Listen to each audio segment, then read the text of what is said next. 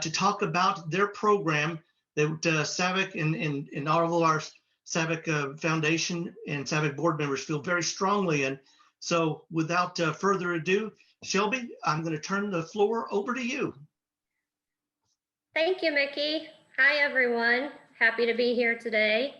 I'm here with Brian LaCroix, and we are going to do an introduction of our first responder lifeguard program. It's a train the trainer workshop.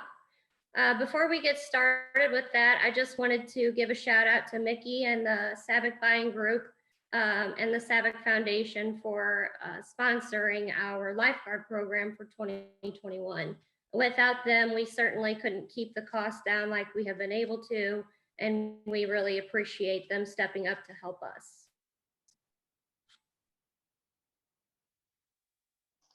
Shelby, while you're putting on your screen there, just everybody on the webinar today is muted. So if you do have a question, please hit the raise your hand button, or you can type something into the chat screen, and we'll do our best to answer all the questions that are proposed. Thank you. Thanks, Mickey. So again, I'm Shelby Cox. I'm with the Center for Patient Safety. We are a non-for-profit organization established in 2005. We have been working with EMS since 2009. We are a patient safety organization, but we really are more than just that.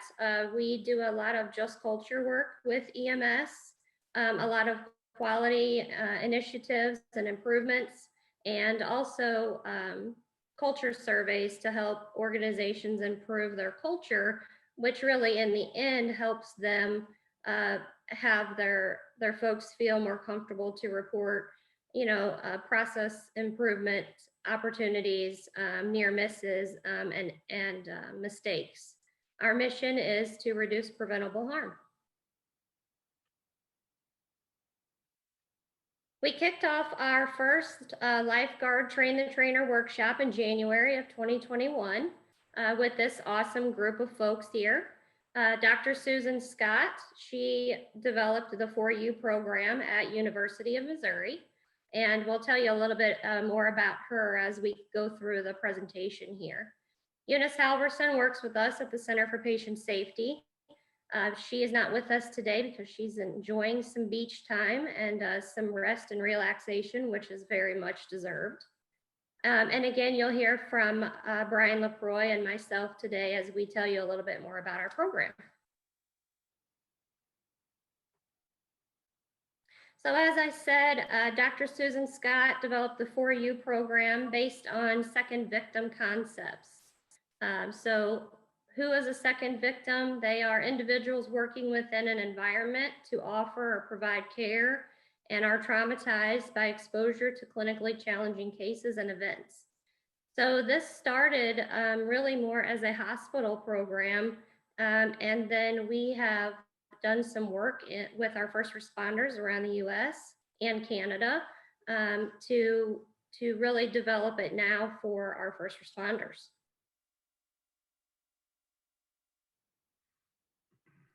I'm part of the Missouri EMS Association, and I traveled to Fargo, North Dakota for the state association meeting in February of 2020, just before the COVID pandemic started.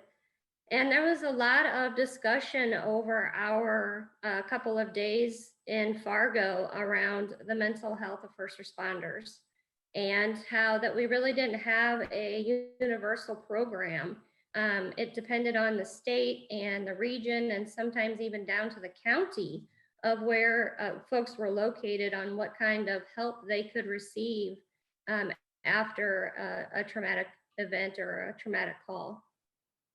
And so when I came back from there, I talked to Sue and said, we should really consider tweaking your Caring for You program and doing something with our first responders. So with that, we developed a survey and sent it out. We had a great feedback. We had about 550 surveys sent back to us from around the US and Canada. And that was, I mean, those numbers are pretty good, because about the time that we kicked off our survey was about the time that COVID really started getting some traction in the pandemic. And we all know that our first responders were very overwhelmed during that time. So we were pretty happy with the 550 responses that we received. We were able to really get some great information back from that sample size into the emotionally challenging calls. About 70% of those that responded were EMTs or paramedics. And this really just has a whole lot of good information. About 3/4 of the respondents said that they had experienced a second victim phenomenon. Uh, so that's quite interesting all on its own. But half of those noted that they had had that experience within the past year. Another really interesting piece of this was that 68% reported that they received some emotional support. However, that support primarily came from their spouse or significant other, or their partner, or a friend. And 0 reported receiving support from leadership within the organization. So I thought that was also really interesting information. And I've been in EMS for about 20 years myself, and I could definitely understand where people were coming from with the feedback that they presented us.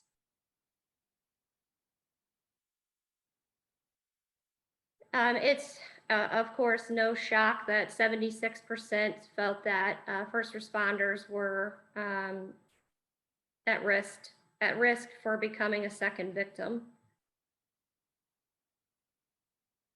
Some interesting feedback that we received as well was that, we really aren't preparing our first responders with education on what they're actually going to encounter out there in the world.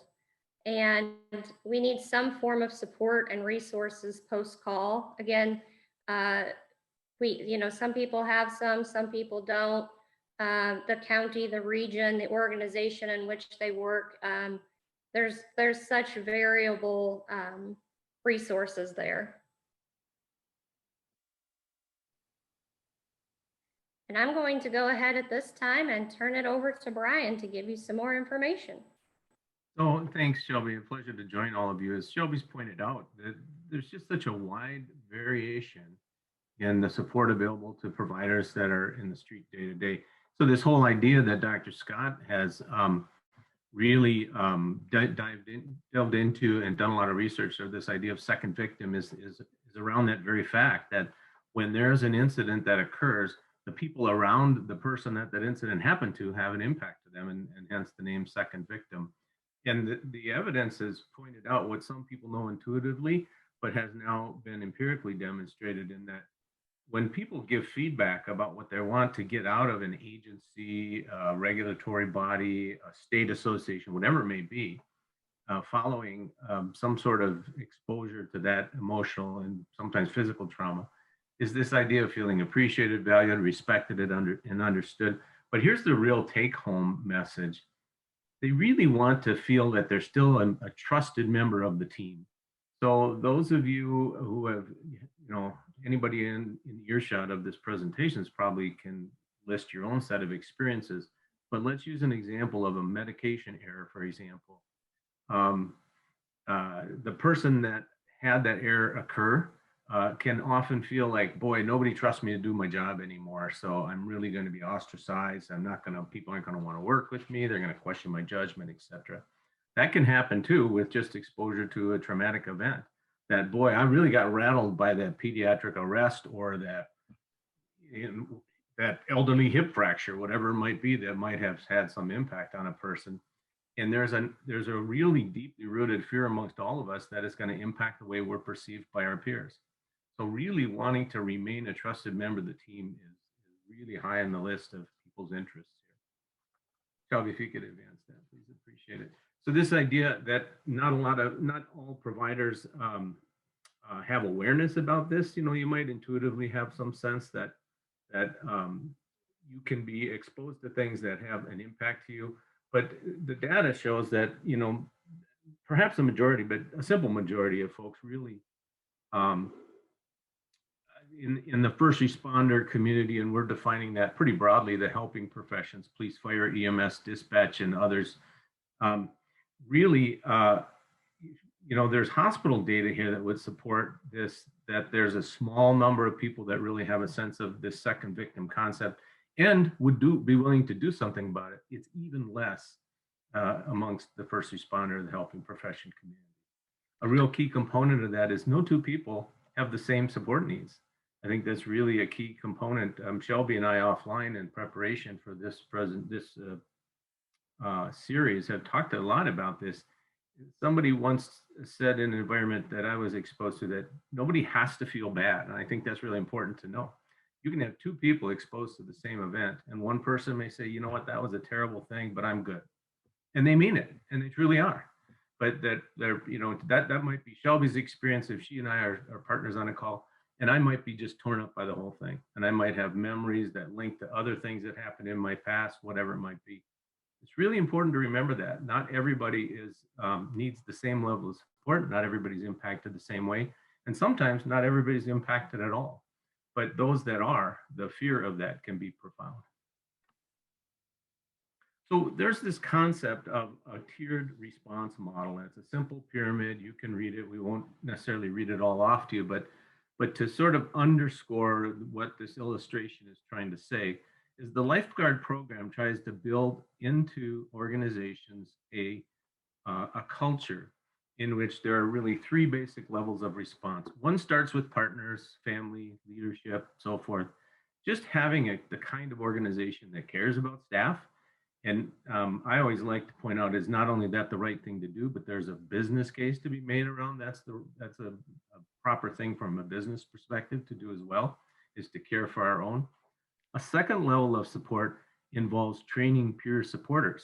And that's what the Lifeguard program is about. This is a train the train program that is designed to help agencies create a peer support system in their own organization that can be embedded in just part of the day-to-day culture. And the top tier, the top level here has to do with building a professional resource network. That could be a chaplain, that could be outside clergy, it could be psychiatrists or psychologists, it could be EAP.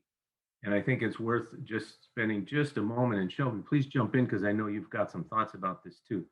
Historically, EAP programs have really struggled to be fundamentally helpful to the first responder profession because they don't know what we do. We hear over and over again about providers that might have sought out support from EAP organizations, and they're just sometimes met with either blank looks, deer in the headlights, because they don't get what we're talking about, or they themselves get traumatized because we share the story that we've witnessed. We're not writing off EAPs. In fact, we think that's the wrong thing to do, but we just want to acknowledge they don't always get what we do, and it's really important that we help them understand what we do. Shelby, do you have anything to add there? I would just say I heard recently that some of the EAP groups were recruiting professionals that were also very comfortable with first responders and our profession. So I thought that was really nice to hear. Yeah, positive step. So again, the program is 3 tiers. It starts at the basic level, creating a culture and just helping, if again, I'll use Shelby and I as an example. If we're a crew and I'm having a tough time, we want to have an environment where it's okay for the two of us to have conversations about that and we're comfortable. The next step would be providing trained support peers and then reaching out to a professional network. So what are the benefits of this? You can reduce a person's day-to-day stress, obviously, providing that normalization and really giving that person the sense that they belong to this team, that it's okay to either have a response or make a mistake, or you fill in the blank of having a reaction to what they always say, and I'm sure you've heard before, a normal reaction to an abnormal event, and that it's okay, and that there's that sort of a culture and organization pays dividends. It can keep someone in the career field. It can prevent someone from saying, "Man, I'm not cut out for this." And that happens. We all know it happens. But if someone just feels they're not cut out for it because they didn't have support, they could clearly get past it and go on to, provide years of service in that agency or to their community. It sure would be a shame if they left our career field. Here's how it works. Again, we're just spending half hour or less with you today to sort of introduce this concept. Shelby's already pointed out that we've done our first series in January, February, and we open this up to a multidisciplinary set of participants. Our first series, and the way that it's intended to be, is that we want a mixed bag of folks. We want people from EMS, from fire, dispatch, clergy. We had some mental health people. We had some chaplains. That's a really good blend of folks to have these sets of conversations. Each person brings their own level of expertise and their own sets of experiences that make the overall experience that much more rich. It's provided over a few weeks in 3 2-hour sessions. So that's the whole package. It's not that you pick one of them. It's not you pick one day out of the three. The three actually build on each other. So we have the first 2 hours. We'll wait a week or so, do a second 2-hour session, and then the third session likewise. Following that package of those 3 2-hour sessions, there are 2 1-hour check-ins that we're doing. And we're actually in the midst of doing that with the first series that we started in January right now with that group. The way that this is delivered, it's on Zoom, such as we're doing here today, but it's interactive. Unlike today, where we're doing this as a sort of a presentation just to increase awareness about the program, we open it up more in a participatory method so that people can get into small groups. It's not just talking heads giving you a lecture. There's some of that, but it's also question and answer and then small groups. And like any conference that you go to live, one of the big values of that is these networking opportunities. Well, it's clearly it's different over Zoom when you do these things virtually, but we're trying as best we can to make it happen so that you have the ability to meet other people doing similar things that you're doing, and then see how they manage in their organization. It's remarkable. The first set of presentations, the first series that we did January, February, there were some groups in there with very mature programs that were there to learn more, and there were some that were just getting started or just thinking of getting started. And they both learn from each other, as you might imagine. And then lastly, we provide you with a lot of tools. We have what we're calling a resource library. It has videotapes. It's got sample policies. It's got documents that in hopes that you don't have to, if you're just starting a program, you don't have to start with a blank piece of paper. You can have some sort of reference to build upon. And that's those people who participate in this, that's their take-home stuff, so they take that as well. We had some real good feedback from our last session. I remember this for sure. There were 54 people registered for the ones that we did in January, February. Just a sampling of some of the feedback that we got. It was centered around the fact that this is just real pragmatic stuff. It's not, sure, there's some theory, and we want to present that to you because we think it's important that you know that this is really grounded in the science, and Dr. Scott brought a lot of that to the presentation. But this is real pragmatic information intended for the participants to be able to go home and make it their own. So our next workshops are coming up in the fall, and we wanted to let you know about it. We're very appreciative of the opportunity to chat with you today. These start in October. The dates are there. They're 1 week apart. And again, they're 3 2-hour sessions. And then the post presentation follow-ups just to see how people are doing, answer questions and that type of thing. So the encouragement is for you guys, if interested, to think about this, to spread the word. We can help do that. And we'll give you some links and some contact information to get registration information and all of this. But we clearly think there's value in the presentation. I just noticed there's a chat question related to costs from Dan. So thanks for asking that. I can tell you that the SAVIC Foundation underwrote this program as a sponsor.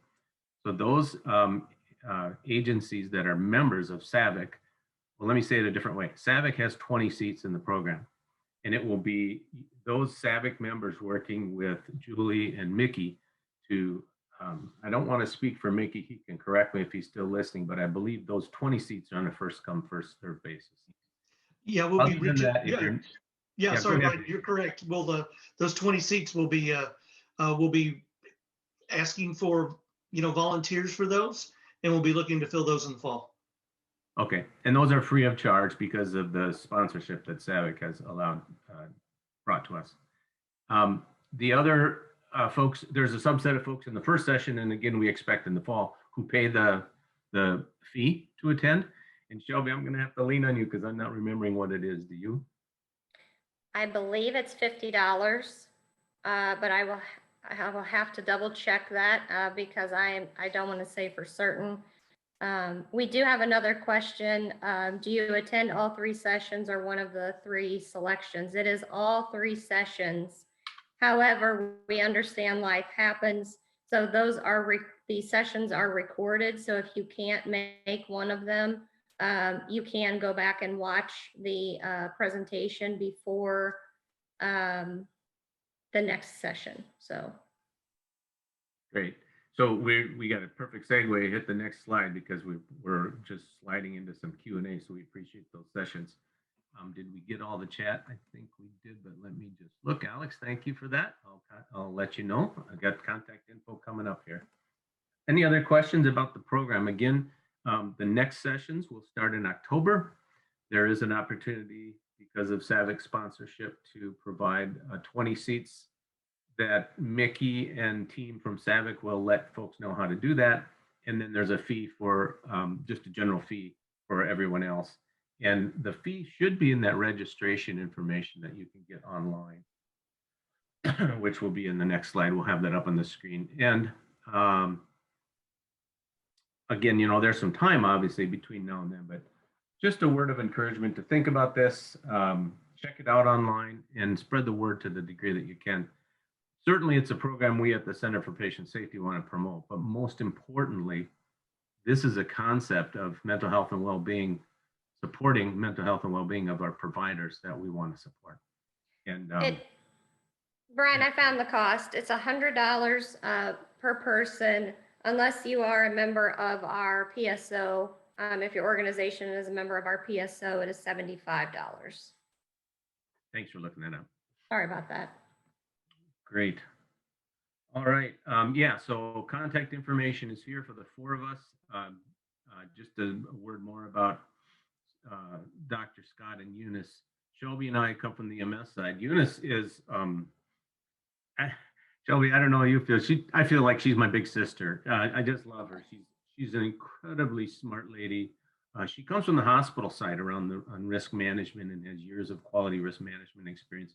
Has learned EMS and speaks EMS, but she just brings a ton of information with you. She's a key presenter of the program, as well as Dr. Sue Scott, who's Shelby has introduced you to. And she is one of the few folks in the entire country who have done this level of academic empirical research into this subject and how it impacts first responders. She's a great presenter too. You'd love hearing from her. You will love her. So thank you. Special thanks to Mickey and team at both SAVIC Buying Group and the SAVIC Foundation for sponsoring the Lifeguard program. There is the links there that you see for both the Center for Patient Safety site in general, as well as the registration from Caring for Our Own and a phone number. So with that, I'll hit the pause button. Shelby, anything you'd like to add before we sort of wrap up? Dan, I noticed you had a question. Feel free to reach out to either Brian or I, and we can discuss that with you more. I don't have anything more to add other than we hope that you can join us for the next class in the fall. Great. Mickey? Yeah, I appreciate you all spending some time with us today. We'd love for you and your state, these state leaders that are on the call today, if you want to present this to your state one-on-one, I'm sure that Brian and Shelby would love to do a Zoom specifically to your state association to see if there are members there that would like to participate. Once again, we feel very strongly about this program and about helping, this crisis in the industry about mental health. So if you'd like for your state to be have a one-on-one, we can surely help put that together. Bet. So thank you again. Appreciate everybody's time, and thank you again, Mickey and Julie and the whole team at SAVIC. Good to All talk. right. Thank you all. Appreciate everybody attending today.